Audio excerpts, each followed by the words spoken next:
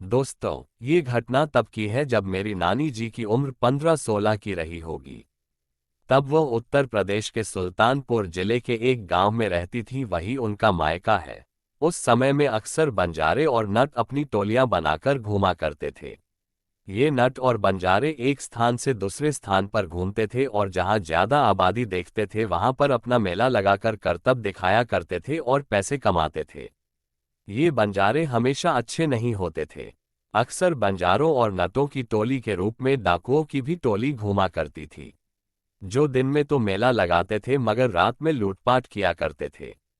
इसलिए अक्सर गांव के जानकार लोग अपने गांव के आसपास इस तरह का नटों का मेला नहीं लगने देते थे। एक बार एक ऐसा ही मेला नानी के गांव से थोड़ी दूर पर लगा हुआ था। वहां गांव के बच्चे अक्सर जाने की जिद किया करते थे मगर कोई उन्हें वहां जाने नहीं देता था। इतना ही नहीं, गांव वालों ने बच्चों का खेतों में जाना और दोपहर को बाहर खेलने से मना कर दिया था। बच्चों को ये बात बहुत खराब लगती थी मगर बड़ों के आगे बच्चों की कहाँ चलती। इसलिए बच्चे न चाहते हुए भी सिर्फ तभी तक घर के बाहर खेलते थे जब तक कोई न कोई बड़ा उनके साथ रहता था। मेरी नानी ये सब रोज देखती थी। ऐसा सिलसिला करीब 1 महीने तक चला जब तक वहां वो नटों का मेला लगा हुआ था।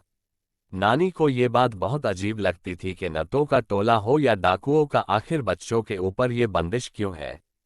खैर, इस बात का जवाब बच्चों को सिर्फ यही मिलता था कि ये नट उन्हें पकड़ ले जाएंगे। करीब 1 महीने तक बच्चों पर बंदिश और बड़ों पर डर का साया रहा।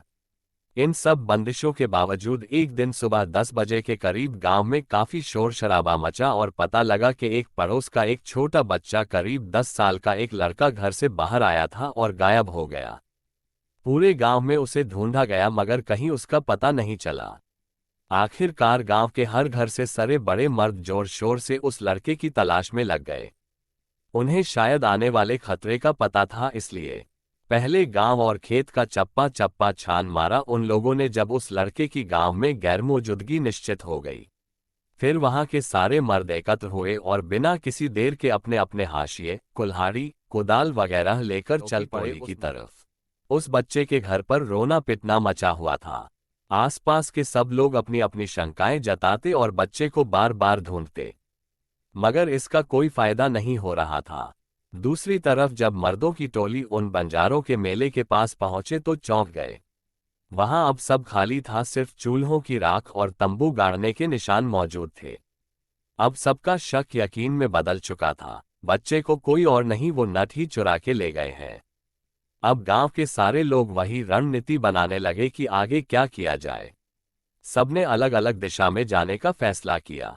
क्योंकि तब यातायात की इतनी सुविधा नहीं थी, इसलिए उन बंजारों का बहुत दूर निकलना असंभव था। लेकिन उसने लड़ने का सामर्थ्य भी सब नहीं रखते थे, क्योंकि ये अच्छे लड़ाके भी हुआ करते थे। इसलिए रणनीति बनाना जरूरी था। फिर सबने तय किया कि हर रास्ते, हर दिशा की तरफ कुछ लोग जाएंगे और पता चलते ही सब एकत्र होकर वहां जाकर उस बच्चे की तलाश करेंगे। और वो लोग न मिले तो दोपहर 3 बजे से पहले सब अपने गांव में एकत्र हो जाएंगे। सब लोगों ने एक अलग अलग दिशा पकड़ी और अपनी अपनी राह चल पड़े। 5-5 लोगों का समूह अपनी अपनी राह पर अग्रसर था। पश्चिम की तरफ जाने वाले समूह के आखिर उनके निशान और फिर वो टोला मिल गया।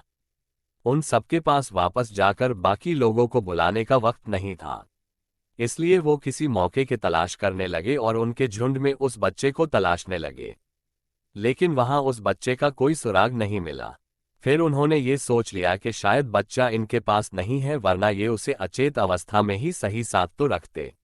वो आशा खोने ही वाले थे कि किस्मत ने उनका साथ दे दिया और उनकी भीड़ से निकलकर एक आदमी नित्य कर्म के लिए कुछ दूर चला गया। पांचों ने फिर उसी से पूछताछ करने की ठानी।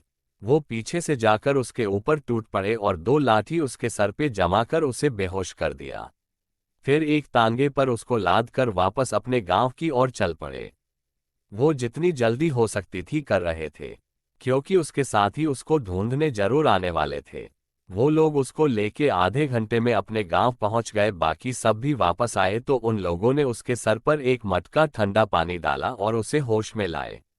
होश में आते ही वो आसपास गांव वालों को देखकर घबरा गया, लेकिन बिना मार खाए उसने कुछ नहीं बताया। दोस्तों, इसकी आगे की कहानी दूसरे पार्ट में बताऊंगा, वीडियो लंबी हो जाएगी। पर दूसरा पार्ट जरूर सुनिएगा, आगे कहानी और भी डरावनी होने वाली है।